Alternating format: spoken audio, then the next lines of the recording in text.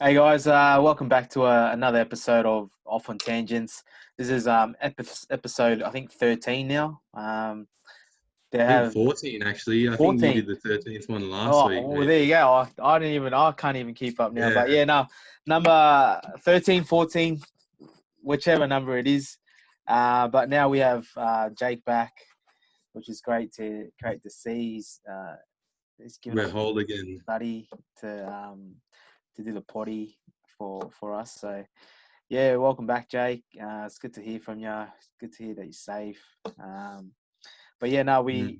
we'll keep it short with this podcast. It's only going to be about one topic, and it's about the recent events regarding Black Lives Matter, and it's got following on from the previous episode where I touched on the Black Lives Matter topic and being more than just an athlete. Now, Mm. recent events have occurred where the NBA are looking to restart the season on July 31st, and in that regard, there have been some players that have come out and respond to that. There's been some divide, as Jake mentioned before we started this podcast. There's been some divide between the players whether to restart the season and continue with basketball and considering what's going on in America at the moment and the pandemic that we just went through. And so that there's been a lot of perspectives in the past couple of weeks in regards to this. Now, Jake, let's start with that. Like, what have you heard in regards to players wanting or not wanting to play for the NBA season? Mm. Well, I think the main player that everyone probably hearing about is Kyrie Irving, obviously Yep. opposed to playing. And it's obvious. I think the thing that's tough in this situation is that he obviously raises some very important points, and like there you do want to be careful this time not to take away from the Black Lives Matter movement, because that's the most important thing at the end of the day, and it's time. Like you can't keep putting this off any longer. It's been going on for too long, Yep. and it needs to end.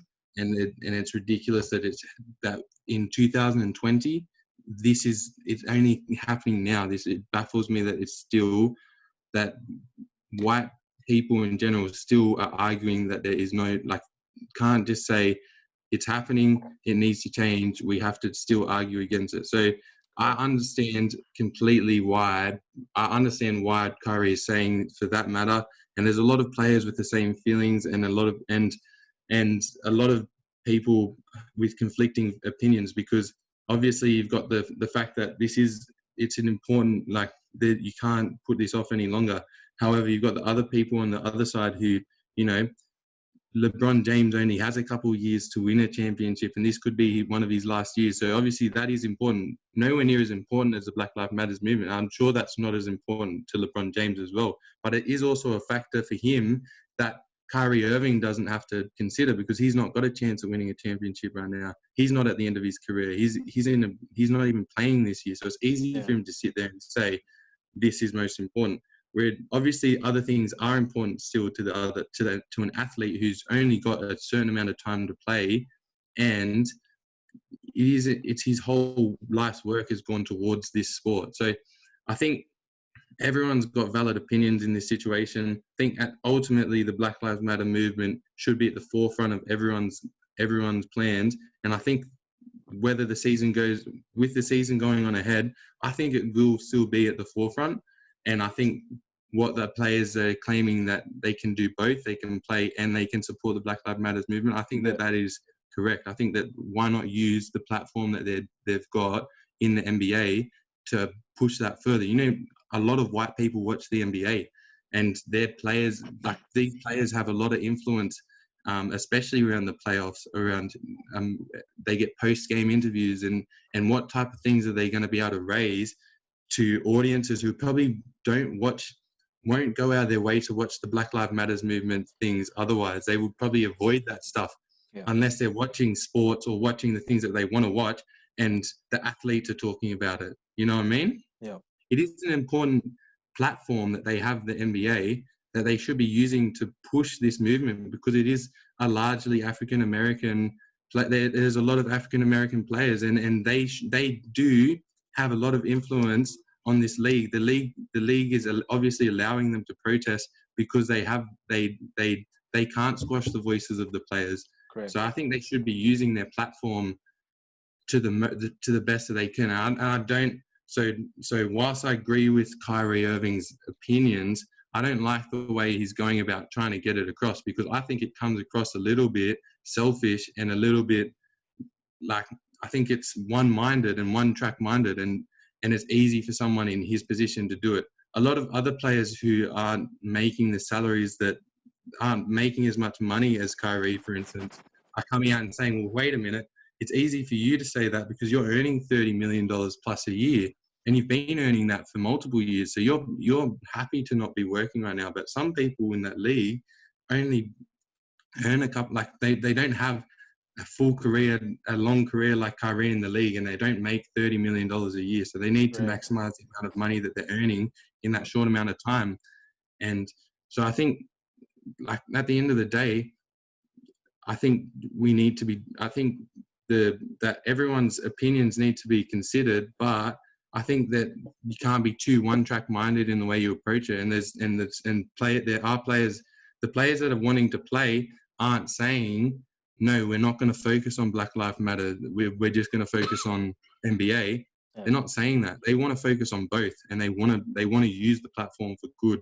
And that's why I think that they should be able to do that, because, like, I completely understand both sides of the thing. And LeBron James, being in a position that he is at his age, he's not going to get the chance in a couple of years' time to win another championship. So that obviously has to be something that plays on his mind, as well as wanting to, like, change the culture, because that's probably the most important thing to him, changing how his people are treated in society. But as well, he can do that and play basketball and probably reach a lot more people. Yeah.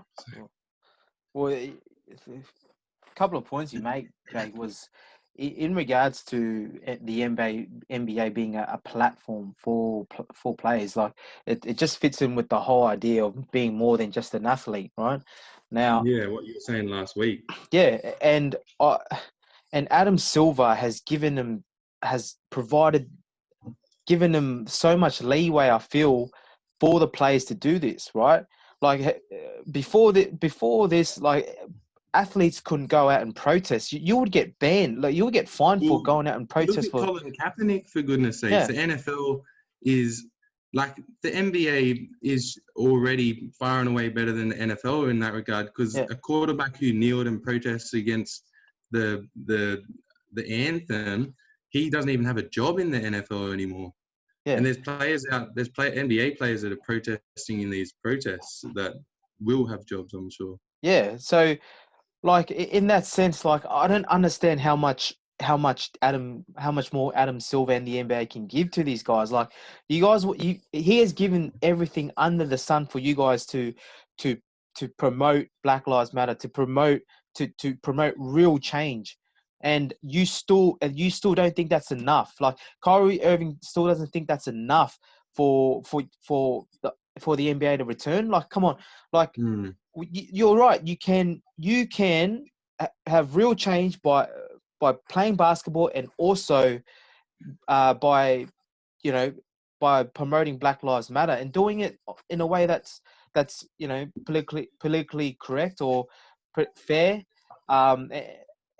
But I just feel like, again, he's being a diva again. Like, I got the same feeling, and it seems diva-ish from the stance of, if it would seem less diva-ish if he was in a position of being a contender for the championship, then it would seem more powerful to me, his exactly stance. And that's a good point, because you know what, a few ESPN NBA reporters, former players, like Kendrick Perkins, like Matt Barnes, have come out and said that Kyrie Irving is a sellout.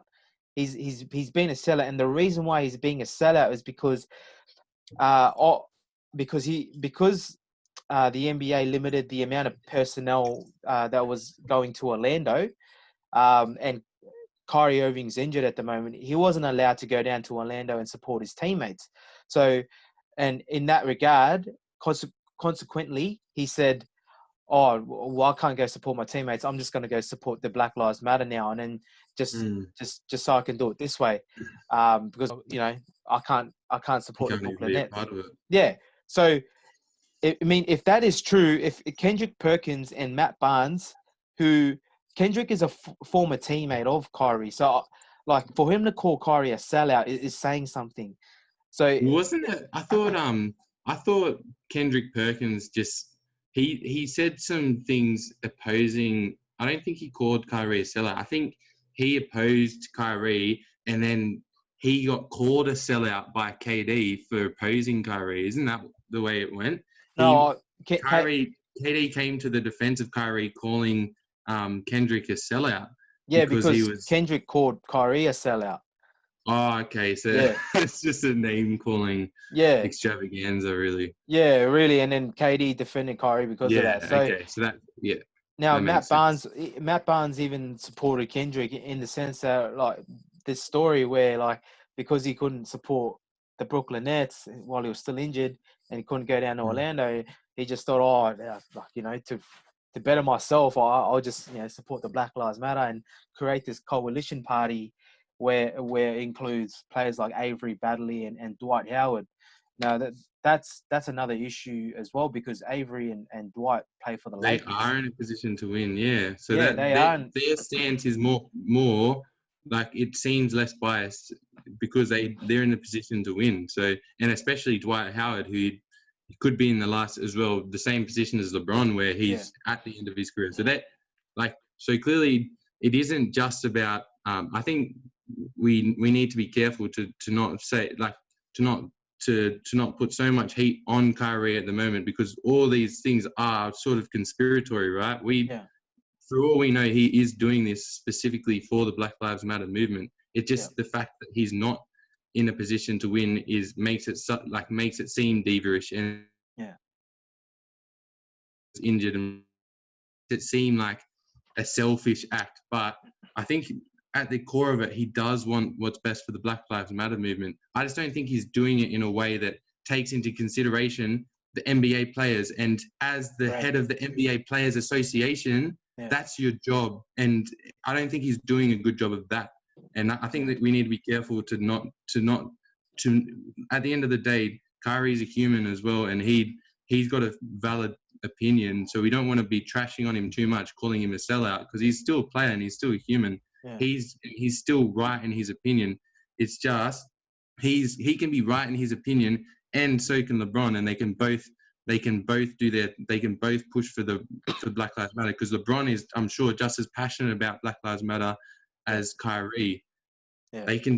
But Kyrie has to take into consideration now not only the Black Lives Matter movement, but his fellow co-workers, the other players of the NBA who not everyone is in as well off a position as Kyrie. Not everyone made Uncle Drew in their first few years and became a star, like that's not the way that everyone goes in the NBA. So I think I would be surprised if he if after this, if everyone still votes him as the head of the player association, I'd be surprised because that to me is not screaming someone who's caring about his players and the association of the NBA, which is a good platform to get, like, as I said before, I'll repeat it again. If you want to get white viewers watching you and have a platform to reach out to people who need their minds changed, what better way to do that than through NBA and through these types of programs? Yeah, exactly. Great points. Yeah, he's got to think of the bigger picture at the moment. Well, I think he's thinking of the bigger picture, but he's also like he's in his mind he's thinking of the bigger picture, but he's doing it in a way like he could be doing it in a way that helps everyone as well. Like you and me, for instance, could benefit from the NBA coming back just as people because we want, like, we love that type of entertainment. It's a type of service that in the world, like, we need some things to distract ourselves. But Correct. right now, he just doesn't want us to distract from the Black Lives Matter movement, and that's just what we need to make sure it doesn't do, is not distract from it, but build it up and support the movement, because it is the time. So they're all correct. And every player wants that, I'm sure. Yeah. Oh, well, I think that's about it for that issue. I mean, it's a very controversial issue, and even like even the bubble, like players are talking about this bubble that they're going to live in, and that they're having to adjust for 3 months and not seeing their family. Like, again, that's an issue in itself. Like, living in that little bubble, how players going to react, and who's going to be allowed into the bubble. So, you know, I think it's just a matter of adjusting, getting used to it, be done, and just get on with it. Like, I mean, because the everyone's in the playoffs won't same. be forever. Yeah, everyone's in the same position, like, except for the 8 teams that aren't going to be there. But you know, like, it's a matter of adjusting. If you want that championship, go. And if you don't want to go, you don't get paid. Simple. Like, Don't go, don't get paid. Yeah. Yeah, exactly. But this is so this, to me, I'll use one example that I heard that was also something that I found quite upsetting. And it was I don't know if you know of Dylan Alcott. He's a professional tennis player, but he's a disabled tennis player that me and my father quite like. And he's an awesome player to watch. He's very talented. And he was talking about this, and I think it's very relevant to this situation as well, what you just said. So the players that want to play can choose to go and attribute that, and those that think it's taking away can choose not to. But really, everyone should have that choice. And the same thing's going on with Dylan Alcott has been told recently that with the US Open, they're not going to go ahead with the Paralympic side of it, or so they're just going to do the normal competition. And the normal competition, the able-bodied players have the ability to choose whether they want to come or not. They can decide, yep, I'm going to go and play, or no, the coronavirus is too risky for me, I don't want to go play. However, the disabled athletes don't get that choice, because it's been decided for them that it's too risky for them to go. They don't get the choice to be like, no, it's too risky for me. Their comp has just been shut off, and they don't get that choice. And this, to me, seems similar to what Kyrie is trying to do in this situation. He's trying to cut off every other NBA player from being like, I want to make this choice. Yeah. If he wants to not do it, he can decide that. But you can't take away someone else's choice to do their job and to use their job as a platform. Yeah. So, yeah, it's a little bit irrelevant, but I think Dylan Alcott has that frustration of all the time. His decision, he's arguing that decisions are just made for him based on, like, he doesn't get that decision. It's taken away from him. Something that disabled people, my father, are constantly having to deal with is that type of thing. And so why should everyone should have the ability to choose what they do. Yeah, definitely. That's a good point as well. Yeah. Well, taking away your free will, basically, your liberty to make a choice. Yeah. The risk the risk in that situation is to the athlete themselves. They can decide. It shouldn't be on someone else to decide if it's too risky for you, unless, of course, in that case, unless they were going to limit everyone from going to it, and it was too risky for everyone. That's fair. And then there should be no US Open in that situation. You know. Yeah. Oh. Well, we'll leave it there for this episode. But it's quite a heavy subject. Hopefully, we do see some basketball back from my perspective. Jake as well. I think I can speak for you that we definitely want to see some basketball played, but obviously in a safe environment, and obviously in a politically, I don't know, safe or moral morally. I could just say I can't even think of the words like morally correct, I suppose. Whatever that means. But yeah, in a nutshell, basketball back. And yeah, crown Yeah, a winner. So, we just hope it's used as a way to further the Black Lives Matters movement, yeah, rather than and I'm sure it will be. yeah. All right, guys. Well, yeah, thank you very much.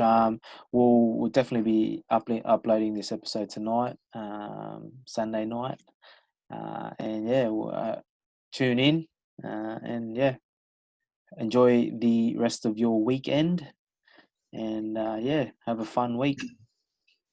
See you guys. Peace out.